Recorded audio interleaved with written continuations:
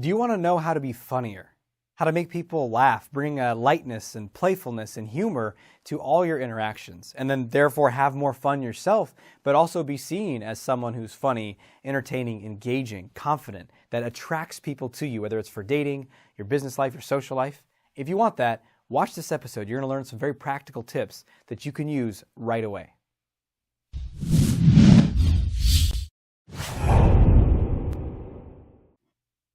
Welcome to another episode of The Art of Extraordinary Confidence. I'm your host, Dr. Aziz, and let's talk about how you can be funnier, more playful, bring that energy into your life. And there's a couple of tips I want to share with you. First and foremost, get into a playful state.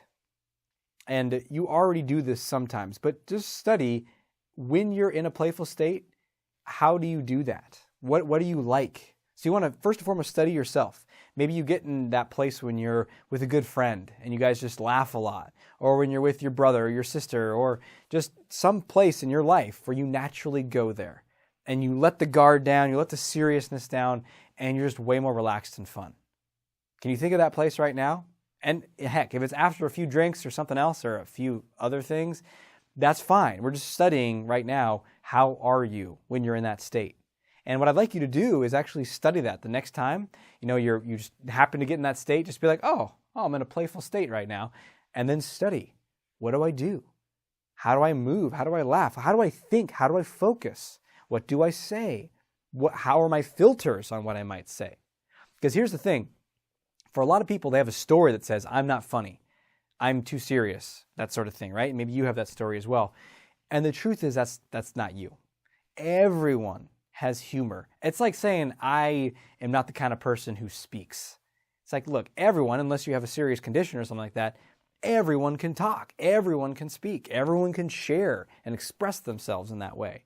Now, it's the same thing with humor. Everyone's got that energy in them, just like everyone can dance and everyone can move their body around, again, unless there's barring some sort of physical condition that prevents that. So the stories that we have are not really true. It's just, I have this identity that I can't, that I'm not funny, that I'm too serious. You know what that really is? You're afraid to take risks. You're afraid to make a joke and it not be funny. You're afraid to put your humor out there and have it be rejected instead of accepted. And so another thing to boost your funniness or your humor, again, from study when you're in a playful state, and then also be willing to take the risk. Be willing to bring that energy out in settings where you normally do not. So a lot of people, they're funny when they're with their friends, but then they get to a certain situation and they're all serious, they're all business. And the downside of that is you don't need to be. And you can actually really draw people to you by being more playful and funnier. And it's not like you need to go learn how to do that. You already know how to do that. You're just not applying it in that situation. So once you've studied how you are in a playful state, consciously choose to bring it over to different environments. Bring it over to business environments. Bring it over to your first date. Bring it over to when you meet your girlfriend or boyfriend's parents. A lot of people have these social kind of routines and templates. They're like, in this setting, I must operate like a robot. Nice to meet you, sir or madam. And you can just be a lot more playful. For example, I was in a business situation and I was introduced to someone. I never met them before. And we were there to talk about business. And we shook hands, and he had a really firm handshake, and it just was crushing my hand. And so we were shaking hands, and we shook hands, and I held it, and I was like, wow, you, sir, have been practicing your handshake. And I smiled, and he laughed. He gave a little chuckle. Now, that's at the very initial meeting of a situation where we could have done that all business, right? Okay, here we're talking about this and distribution, right? And all of a sudden, the energy changes and shifts. Now, we could go into business mode and be serious right after that, but then you've opened the door to playfulness. And again, you can make jokes, as I said, with people's parents that you just met, or in a business setting, or the meeting, or anything like that. You can do it. Now, here's another thing, and a lot of the fear about doing it is yeah, but what if I do? And I say, you've been practicing your handshake, and he's like, and just gives me a mean mug stare, right? That's our fear. Or you make a joke in front of your girlfriend's parents, and they're just like, I never. What kind of riffraff is this, right? And so we're afraid of that disapproval, that rejection. Well, guess what? You lean into it. You do not recoil. There's nothing wrong with being playful. That's another thing we got to get in our mind. Instead of you being the messed up one because you made a joke and they didn't think it was funny, it's almost like, what's going on with this person that they're so serious? Like, why so serious? Is life this serious? Is this business meeting that serious? Is, hanging out with your daughter and me for dinner for the first time that serious? Right? Now, you don't have to say that.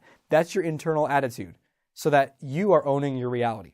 In my reality, it's okay to make jokes. In my reality, it's good to be playful more of the time than not. And that's true for my reality. I want to be playful and humorous as much of the time as possible. You know why? Because shit, man, life's a drag and it's hard if it's all serious and responsibility and no fun. Like, let's make this fun. And I do that. I remember in my training in graduate school in clinical psychology, we were trained to be pretty clinical, reserved in the way that we dealt with patients and diagnoses. And I had a real hard time with that because before that I'd been helping people out on the side just from my own growth, and I was just me with them, right? Like I was teaching them how to date and other things like that. And then I went into this clinical training and got booted up with how to be. And then it took me like a couple years or more to like unwind that and just bring more of me. And now that's what I do with my coaching clients. And so in any given session, no matter what the topic, almost at least once, we'll both be laughing in that session. Even if we're talking about abuse or something intense, like we'll go into it, we'll feel it's intense, we'll go there, but then somewhere in there, I'll make a joke and we'll lighten the energy. And people love that. I love that. You can bring this anywhere. Now, maybe not in that exact moment when someone's sharing about the abuse. That's not the time to crack a joke, right? So there are, use your sensory acuity here. But afterwards, in a different moment, you can bring humor. You can bring lightness. So it's really about courage. That's what my main point in this video is, to tell you it's not about skill, it's about courage. Now, if you want a few tips on actually, well, okay, great. I'm ready. How do I be funnier? Again, you can make a study of that. First and foremost, I would say watch funny shit. Watch stand-up comedians. Watch TV shows you like that are funny.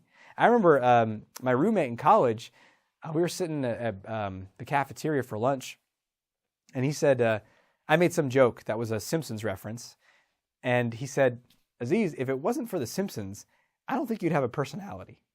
And I guess that was like a joke and a backhanded compliment. I don't know. But there's some truth in that, like my humor significantly shaped by watching all those episodes again and again and again and again. Now, a lot of the time I wouldn't directly quote a Simpsons episode, although I do my fair share of that too. But just the style of humor, this dry wit, this commenting on something. You start to study stuff called like absurdism. Family Guy is another show that does a lot of this. Futurama, a lot of the cartoon animated shows do this. Absurdism, where you take something and you exaggerate it to an extreme or absurd degree. Another thing that you can do that's funny is you can misinterpret a situation on purpose. So someone says that they did something, you can misinterpret it. Let's say they go like, oh yeah, and then I got into it with so and so. And you're like, really? Did you like lay them out? Did you put them in the hospital? And they're like, what? No, it was just an argument, right? And all of a sudden, now it's this kind of funny scenario where it's like as if this person beat them up so bad they went to the hospital. Everybody loves violence and hospital jokes. Hey, I'm just first thing that came to my mind. But you see what I'm saying? You like misinterpret on purpose. Another funny thing you can do is put yourself into a role where you make yourself sort of absurd. And this is different than self-deprecating where you're like, no, I'm just a piece of shit. No, it's more like, in my book, The Art of Extraordinary Confidence, I tell this story about getting a fake Rolex. And when I was like a, 10-year-old kid. And in the story, you can find that one, by the way. It's in the love chapter of The Art of Extraordinary Confidence. I present myself in that story as like the kid who wants to come home with a fake Rolex and just be like, yeah, boy, what's up? And kind of brandish it to all my friends. And that was true. I did want to do that. But I really played that up in the story. And it made it really funny because the Rolex didn't even make it home. The crown fell off, and it was just a total piece of shit, fake watch. And that's, hence that's even funnier, right? So you could really get into this stuff, but just watch a lot of funny shows. If you like dry wit, do dry wit. You know, if you like funny voices, you probably watch this show. I do all kinds of weird voices and sound effects. I remember one person said they would love to record my live event and just cut everything else out except for my weird sound effects and voices, and just have like a 4-minute clip of me making all these weird sounds. And I was like, that's a good idea. You should do that. Anyway, I hope these are just some tips like you can use in your life today. But remember, the most important thing is what? Take the risk. Find out the playful you and have the courage and the commitment to bring that out again and again and again. If someone doesn't like it, that's their issue. Keep doing it. Keep practicing it. And again, like anything else, the more you do this, the more you build the identity of I am funny. And the more the identity of I am funny, the more you're going to express that. The more that's going to be so, and the more that other people will see you that way as well.